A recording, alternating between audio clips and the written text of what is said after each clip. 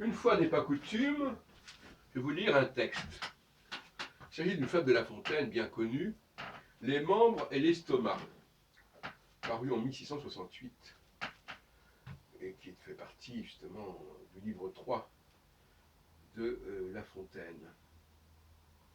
Et je trouve que ce texte est tout à fait approprié dans cette période de Gilets jaunes, en ce lendemain d'un nouveau problème posé par le défilé du samedi, ce premier samedi de 2019.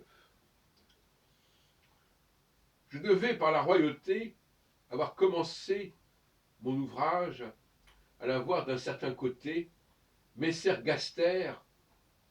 Gaster, c'est l'estomac, d'où la fable Les membres et l'estomac. Messer Gaster en est l'image. S'il a quelque besoin, tout le corps s'en ressent. De travailler pour lui, les membres se lassant, chacun d'eux résolu de vivre en gentilhomme. Sans rien faire, alléguant l'exemple de Gaster, il faudrait, disait-il, sans nous, qu'il vécût d'air. Nous suons, nous pensons comme bêtes de somme. Et pour qui? Pour lui seul, nous n'en profitons pas. Notre soin n'aboutit qu'à fournir ses repas. Chaumont, c'est un métier qu'il veut nous faire apprendre. Ainsi dit, ainsi fait. Les mains cessent de prendre, les bras d'agir, les jambes de marcher. Tous disent à Gaster qu'il en alla chercher.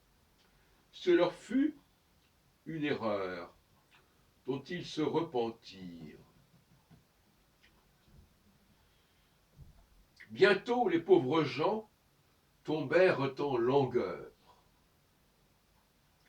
Il ne se forma plus de nouveau sang au cœur. Chaque membre en souffrit, les forces se perdirent. Par ce moyen, les mutins virent que celui qui croyait oisif et paresseux à l'intérêt commun contribuait plus qu'eux. Ceci peut s'appliquer à la grandeur royale. Elle reçoit et donne, et la chose est égale. Tout travaille pour elle, et réciproquement. Tout tire d'elle l'aliment.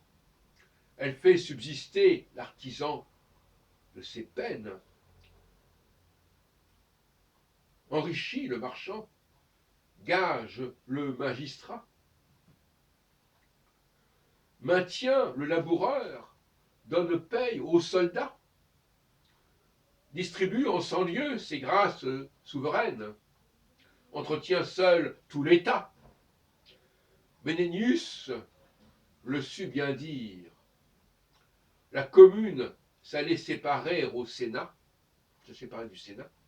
Les mécontents disaient qu'il avait tout l'empire, le pouvoir, les trésors, l'honneur, la dignité, au lieu que tout le mal était de leur côté. Les tributs, les impôts, les fatigues de guerre. Le peuple, hors des murs, était déjà posté. La plupart s'en allaient chercher une autre terre.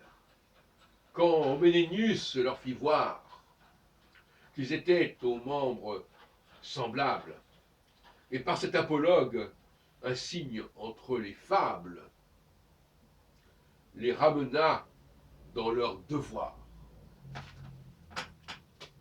Sans commentaire.